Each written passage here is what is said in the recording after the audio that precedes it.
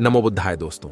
एक बार एक वृद्ध तपस्वी साधु किसी नगर से भ्रमण कर लौट रहे थे। वह जंगल के मार्ग से होते हुए गुजर रहे थे। उनके कंधे पर एक गठरी थी जिसे टांग कर वह अपने मार्ग में आगे बढ़ रहे थे। कुछ दूर जाने के बाद वह देखते हैं कि जंगल में कुछ लुटेरे ने राजगीर को पकड़ रखा है और उनके सभी सामानों को छीन रहे हैं। सभी राजगीर अपने अपने परिवार की जान बचाने के लिए सामान छोड़ आगे बढ़ जा रहे थे। साधु महाराज जानते थे कि उनके आगे जाने पर उनके साथ भी यही होगा। परिणाम जानते हुए वह मार्ग में आगे बढ़ जाते हैं। आगे पहुंच वह लुटेरे उन्हें भी रोक देते हैं और कहते हैं कि तुम्हारे पास जो भी कीमती सामान है उसे दे दो, अन्यथा मर जाओगे। यह सुन तपस्वी साधु कहते हैं कि मैं एक साधु संत हूं जो स्वयं भिक्षा मांग अपना जीवन निर्वाह करता हूं। वह भला तुम्हें क्या देगा, मेरे पास कुछ नहीं है। यह सुन लुटेरे जोरों से हंसने लगते हैं और कहते हैं कि हम जानते हैं कि तू अपनी बातों में लोगों को फंसाना चाहते हो। तुम साधु संतों का काम ही यही है। जगह जगह घूम कुछ ध्यान भरी बातें कर लोगों को कुछ प्रवचन दे, उनके दिमाग के साथ खेलते हो और उनसे तरह तरह के भेंट स्वीकार करते हो। दोस्तों, आगे बढ़ने से पहले एक छोटी सी रिक्वेस्ट है। यदि आप चैनल पर पहली बार आए हो तो सब्सक्राइब करें, बेल आइकन प्रेस कर दें और वीडियो को अंत तक जरूर देखें। तब वीडियो पसंद आने पर लाइक और शेयर जरूर करें और कमेंट बॉक्स में नमो बुद्धाय जरूर लिखें। आगे कहानी शुरू करते हैं।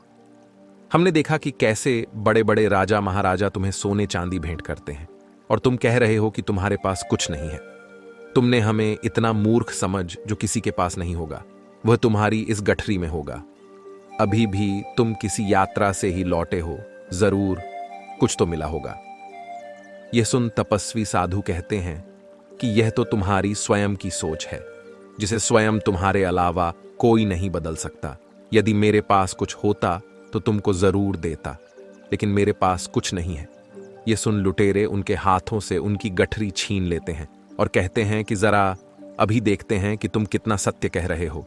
वह तपस्वी साधु की गठरी खोल देखने लगते हैं तो पाते हैं कि उसमें सिवाय एक जोड़ी वस्त्र के कुछ नहीं है, वह बिल्कुल खाली है। ये देख, वह लुटेरे कहते हैं कि निश्चित ही तुमने उसे कहीं छुपा दिया है। ये सुन साधु महाराज कहते हैं कि सत्यता हमारे पास कुछ नहीं जो आपको दे। यह सुन लुटेरे कहते हैं कि एक चीज है जो सबसे ज्यादा कीमती है, वह तुम दे सकते हो। तुम्हारे प्राण अब हम वहीं लेंगे। यह सुन तपस्वी साधु कहते हैं कि यदि आप मेरे प्राण लेना चाहते हैं तो ठीक है, आप उसे ले सकते हैं, लेकिन उससे पहले आपको मेरी एक अंतिम इच्छा पूरी करनी होगी। तुम्हारी क्या इच्छा है? तब साधु कहते हैं कि सामने के वृक्ष से 2 पत्ते तोड़कर ला दे। यह सुन लुटेरे कहते हैं कि किंतु तुम उसका क्या करोगे? साधु कहते हैं कि वह मैं आपको अभी नहीं बता सकते। आप उसे ले आए एक लुटेरा जो उसे तोड़कर ले आता है।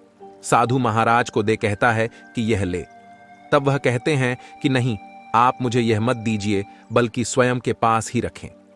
यह सुन लुटेरे कहते हैं कि इसका हम क्या करेंगे? साधु कहते हैं कि जाओ और इस पत्ते को पुनः उस वृक्ष में लगा दो, यही मेरी अंतिम इच्छा है। यह सुन लुटेरे साधु से कहते हैं कि आप ज्ञान भरे स्वयं उपदेश देते हैं और आज स्वयं ऐसी बातें कर रहे हैं। आपको पता भी है आप क्या कह रहे हैं। छोटा बच्चा भी है, जानता है कि यह नामुमकिन है। जो चीज एक बार टूट जाए उसे पुनः कैसे जोड़ सकते हैं? यह हमारे हाथ में नहीं है, यह तो प्रकृति का दिया हुआ है। यह सब कर तुम समय बर्बाद कर रहे हो ताकि हम तुम्हारे प्राण बख्श दें। अपने प्राणों की इतनी चिंता स्वयं को साधु संत कहते हो। यह सुन वह साधु कहते कि प्राणों की चिंता तो हमें कभी रहती ही नहीं है, यह एक दिन सबको आनी है। भला उससे कौन डरे? तुम इस पत्ते को तोड़ कर ले आए और अब टूटी हुई चीजों को जोड़ नहीं सकते, यह तुम्हारे लिए असंभव है, तो फिर उसे तोड़ क्यों रहे हो? यह सुन लुटेरे कहते हैं कि आप कहना क्या चाहते हैं? तब तपस्वी साधु कहते हैं कि यही कि यदि आपने किसी को प्राण नहीं दिया तो उसे छीनने का भी कोई अधिकार नहीं है। आप एक बार इन लोगों की तरफ देखो, क्यों? उन्होंने आपके साथ कभी कुछ गलत किया है? क्या आपका कभी बुरा किया है? नहीं, फिर आप क्यों किसी के साथ बुरा कर रहे हैं? उनके परिश्रम द्वारा अर्जित किया गया धन छीन रहे हैं। आपको क्या लगता है कि आप इस धन का सुख ले पाएंगे? नहीं, यह लूटपाट द्वारा छीना गया धन ना तो आपके काम आएगा ना ही आपको सुख देगा, बल्कि इसके द्वारा आपको दुख ही मिलेगा। फिर आप क्यों इसे छीन दुख को आमंत्रण कर रहे हैं? यदि अपने उन्हें सुख दे नहीं सकते, उन्हें प्राण नहीं दे सकते, तो आप उसे छीनने वाले भी कोई नहीं है। आपको कोई अधिकार नहीं कि आप किसी पर प्राण लें। तपस्वी साधु के वह शब्द उन लुटेरे को बहुत प्रभावित करता है, मानो उनके हर एक शब्द में उन पर कोई जादू किया हो। उन्हें स्वयं की भूल का एहसास होता है कि वह उसी समय तपस्वी साधु से स्वयं की गलती के लिए माफी मांगते हैं और कहते हैं, इस तरह तो कभी हमने सोचा ही नहीं कि स्वयं के सुख के लिए हम दूसरे के साथ कितना अन्याय कर रहे हैं, उन्हें दुख दे रहे हैं। आप सही कहते हैं कि एक दिन यह सब पाप हमें अपने बोझ से दबा देगा। वह उसी समय सभी लोगों का सामान दे उन्हें छोड़ देते हैं और तपस्वी साधु से भी माफी मांगकर पुनः यह पाप ना करने का वचन देते हैं। साधु उन लुटेरे से कहते हैं कि जीवन को यदि करीब से जानना है, आनंद से जीना है, तो सब कुछ का त्याग कर बस सत्कर्म करें, उसी मार्ग पर चले। यह आपको जीवन की वास्तविक सुख से मिलाएगा। आपकी सही कर्म आपके जीवन में खुशहाली लाएगा। और यह कह वह अपनी गठरी लेकर लौट जाते हैं।